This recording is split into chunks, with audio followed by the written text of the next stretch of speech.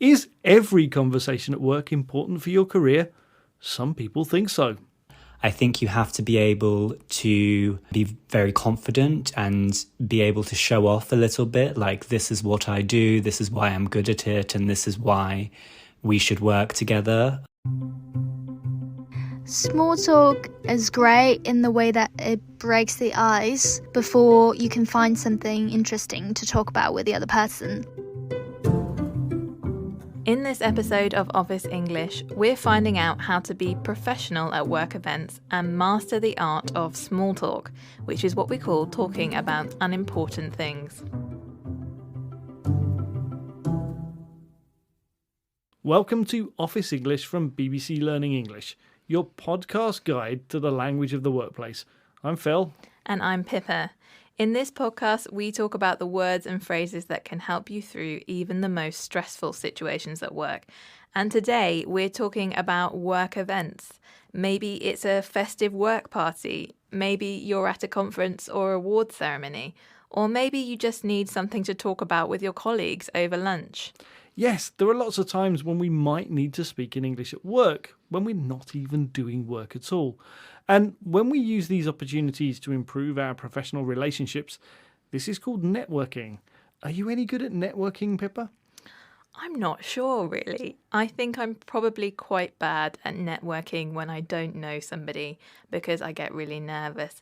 I'm maybe a bit better once I start to know someone better. So with colleagues at work, I think I'm a little bit better at developing good relationships. What about you, Phil? I think it depends on the situation, because there are some situations where it's like everyone's there to network. So because it's kind of accepted that you're going to be doing networking, I can make myself do it.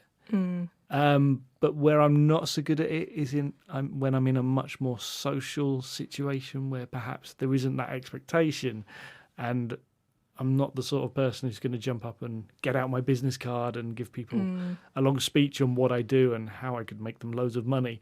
That feels a bit uncomfortable to me. In this episode, we'll guide you through these informal work settings, from small talk to networking, so that you can make the most of your conversations at work. So let's start with how to open a conversation. Imagine you're at a work event, maybe a conference, and you want to talk to somebody important. How can we start the conversation, Pippa? Well, if we know who the person is, but we don't know them, we could engage them with a compliment. So if we were at a conference and we'd seen them speak, we could say, I was really impressed by your talk. Or we could say, I heard about your company and I really like the work you do. Or we could say something like, I read your report about this thing and I'd really like to speak about it. So people always love a compliment, I find.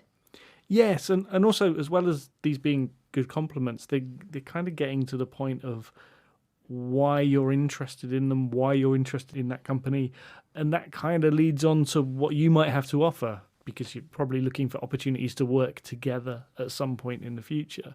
So yeah, I think that's a really good way to break the ice, to start a conversation. Yeah. Some people prefer to talk about non-work things at the beginning, and we'll talk a bit more later in the episode about how to do that. But I find it easier to kind of go in almost straight in and just talk about something that they've done that's impressive, because that's usually a good way to talk about work. If we don't know them, we can just introduce ourselves. That's a good way to start a conversation. And then you want to kind of open up the conversation. So ask quite an open question, something like, how are you finding the conference? Or you could say something like, what line of work are you in? That's a great expression there. What line of work are you in?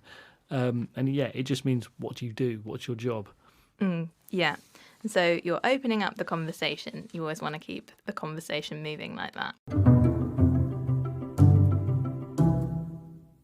So what next? How can we move things onto work if we didn't start on work, or maybe just keep the conversation going?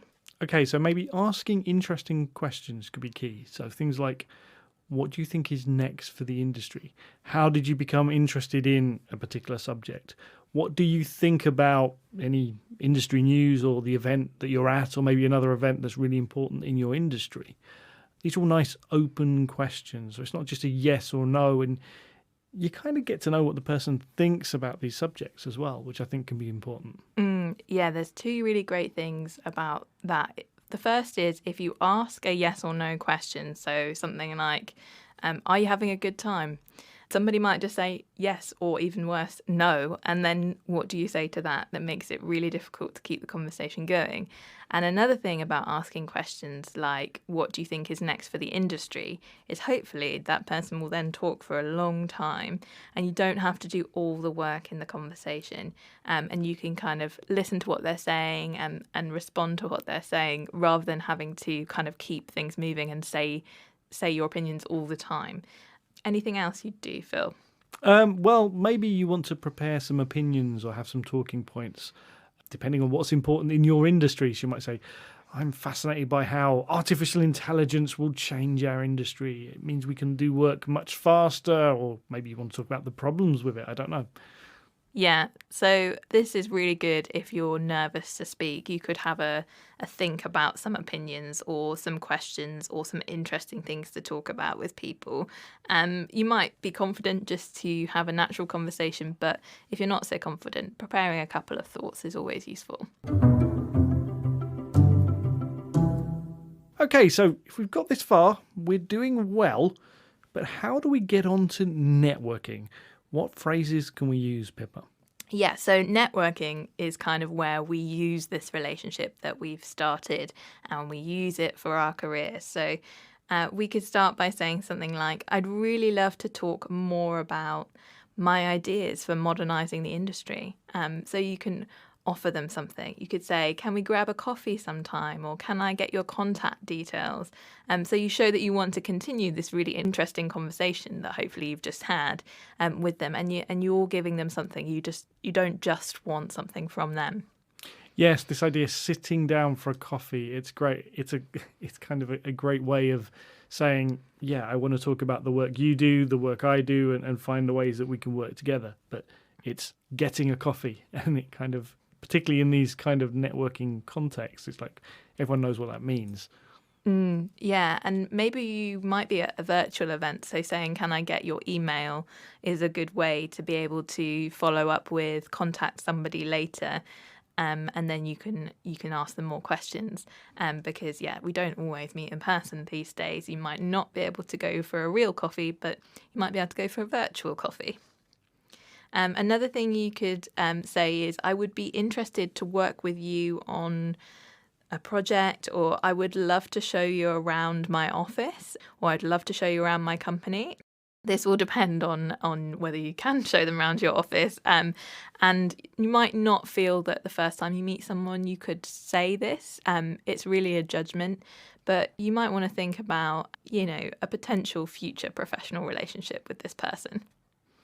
Yeah, think about the things that you want to get out of it. What are the things that are important for you from a work point of view? And we can often be really embarrassed about the fact that we kind of want something from someone in a networking context. But actually, sometimes it's easier just to ask, rather than being nice to someone just because you want an opportunity. If you're clear that you'd really like to work with them, then that's good. And they might respond well to that. And remember, they're probably at this thing because they're looking for people to work with as well. So they're probably interested to hear what you've got to say. Remember, networking can be difficult for native speakers too. Let's hear again from our BBC Learning English colleagues. I think you have to be able to be very confident and be able to show off a little bit, like, this is what I do, this is why I'm good at it, and this is why we should work together. Small talk is great in the way that it breaks the ice before you can find something interesting to talk about with the other person. So Jiaying talked about using small talk to break the ice, to get the conversation moving. So small talk is what we call chatting about unimportant things, talking about small things, and that's a good way to kind of get a conversation going before we talk about the work that we want to talk about. Yes, and certainly in the UK, most work conversations contain some small talk. Really common one is talking about the weather. It's a really easy one. Of course, in the UK, the weather changes so often, there's always something worth talking about, even if it's just a complaint. Also, you could talk about recent events or observations. So if you're at a conference or a party, you could make some observation about what's going on. It can feel really strange and really silly to talk about what we might think are boring things as a way to start a conversation, but it just can sometimes just loosen somebody up, which means just relax them so they're ready to talk.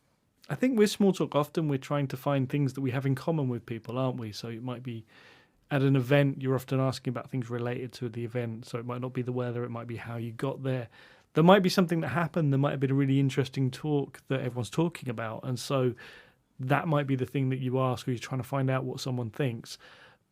And then what will really help you build a relationship is if you're showing genuine interest in the other person. That really helps build that relationship, so then you can take it to other places afterwards and you can start asking the more networky questions.